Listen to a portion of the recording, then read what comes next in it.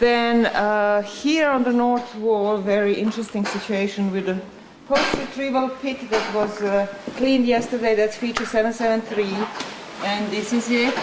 And what it shows is that this is the original pit of the post hole, and that was a half tree trunk that was in here, so it didn't probably have any structural, not much of a structural function, as opposed to its next kin further west, which is our feature, our post 766, which was a complete tree trunk, and it probably was bearing partially the weight of the roof, especially because that one was on the line with the other posts that we had in the building, such as the screen wall posts and later on the screen wall and at the interior wall posts.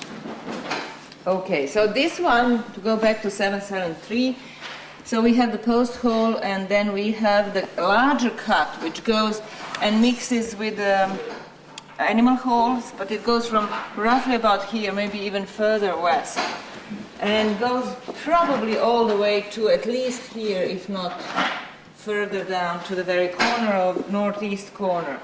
And this cut was made, first made, the post was taken out, and then the series of floors, the large cut out piece of floors was let down in the same place again, and this is what we have. These are the remains of that.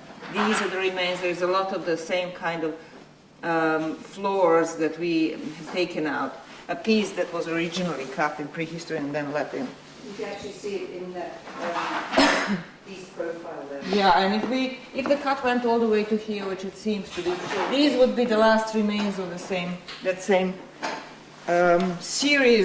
thick series of floors. So actually it wasn't just the post-retrieval pit, it was much more than that, and it's very likely that the cut was made not just because of the post, but because of the other things that were on the wall or just here along the north wall of the building, which is the situation that is known at this site, like making a cut in order to retrieve the crania or some relief that was on the walls. Okay, so that's that. Anything else about that cut? No. Right, another thing is that the cut must have been made either at the end of phase 1 or in phase 2. In phase 3, it didn't exist. I mean, it was totally covered up by the new floors, and we didn't see it, even though the floors in this area of the building later on in the later phases kept falling down, and because of the cut that existed below them, but they actually, the cut itself happened before phase 3. Okay, so that's that. Let's